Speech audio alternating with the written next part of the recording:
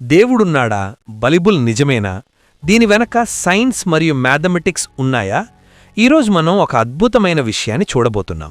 ఒక గణిత శాస్త్రవేత్త బైబిల్ గురించి చేసిన పరిశోధన మీ మైండ్ బ్లాక్ చేస్తుంది. ఆయన పేరు పీటర్ డబ్ల్యూ స్టోనర్. ఈయన సామాన్యుడు కాదు. పసాబేనా సిటీ కాలేజీలో మ్యాథమెటిక్స్ మరియు ఆస్ట్రానమీ డిపార్ట్మెంట్కి చైర్మన్గా పనిచేశారు. 1958లో ఆయన ఒక సంచలనాత్మకమైన పుస్తకం రాశారు. దాని పేరు సైన్స్ స్పీక్స్. ఆయన తన దగ్గర చదువుకునే 600 మంది విద్యార్థులతో కలిసి ఒక ప్రయోగం చేశారు. బైబిల్లో 100 ఏళ్ల క్రితం చెప్పబడిన ప్రవచనాలు యేసుక్రీస్తులో ఎలా నెరవేరాయో మ్యాథమెటికల్ గణాంకాలు వేశారు.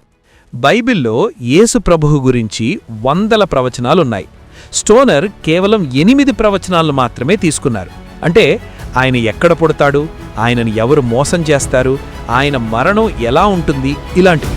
కేవలం 8 విషయాలు ఒకే వ్యక్తిలో యాదృచ్ఛికంగా నెరవేరాలంటే ఛాన్స్ ఎంత అని లెక్కవేశారు. వచ్చిన రిజల్ట్ ఏంటో తీసా? 1 in 10^17 అంటే 1 పక్కన 17 సున్నాలు. ఇది ఎంత పెద్ద నంబరో మీకు అర్థం కావడానికి ఆయన ఒక అద్భుతమైన ఉదాహరణ ఇచ్చారు. టెక్సస్ అనే రాష్ట్రం మన భారతదేశంలోని రాజస్థాన్ కంటే చాలా పెద్దది. ఆ రాష్ట్రం మొత్తాన్ని 2 అడుగుల ఎత్తు వరకు వెండి నాణేలతో నింపేయండి. ఇప్పుడు ఆ లక్షల కోట్ల నాణేలలో ఒక నాణ్యం మీద గుర్తుపెట్టండి.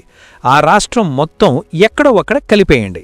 ఇప్పుడు ఒక వ్యక్తి కళ్లకు గంతలు కట్టి ఆ రాష్ట్రం మొత్తం తిరిగి మొదటి ప్రయత్నంలోనే ఆ గుర్తుపెట్టిన నాణ్యాన్ని తీయమంటే అవకాశం ఎంత ఉంటుందో యేసు ప్రభువు విషయంలో ఆ 8 ప్రవచనాలు నెరవేరటం కూడా అంతే ఖచ్చితమైనది. ఇది యాదృచ్ఛికం కాదు, దైవ సంకల్పం. ఒకవేళ కేవలం 8 కాకుండా 48 ప్రవచనాలు ఒకే వ్యక్తిలో నెరవేరాలంటే ఛాన్స్ ఎంత? 1 in 10^157. ఈ నంబర్ ఎంత పెద్దదంటే మన ఈ అనంతమైన విశ్వంలో ఉన్న పరమాణువుల కంటే ఇది పెద్ద నంబరు. అంటే ఇది అసాధ్యం. కానీ యేసు ప్రభువు కేవలం 8 కాదు, 108 కంటే ఎక్కువ ప్రవచనాలను అక్షరాలా నెరవేర్చారు. ఈ లెక్కలన్నీ అమెరికన్ సైంటిఫిక్ అఫిలియేషన్ ద్వారా వెరిఫై చేయబడ్డాయి. ఇప్పుడు ఆలోచించండి, చరిత్రను అది జరగక ముందే 100 ఏళ్ల క్రితం ఇంత ఖచ్చితంగా రాయగలిగే శక్తి ఎవరికుంటుంది? కేవలం కాలానికి అతీతుడైన దేవునికి మాత్రమే. యేసుక్రీస్తు ఎవరో కాదు, లోకపాప పరిహారార్థం భూమికి వచ్చిన దేవుడు. ఆది నుండి జరగబోవు వాటిని నేను ముందే తెలియచేస్తున్నాను అని ఆయన వాక్యం సెలవిస్తోంది. ఆయన మాట తప్పని దేవుడు.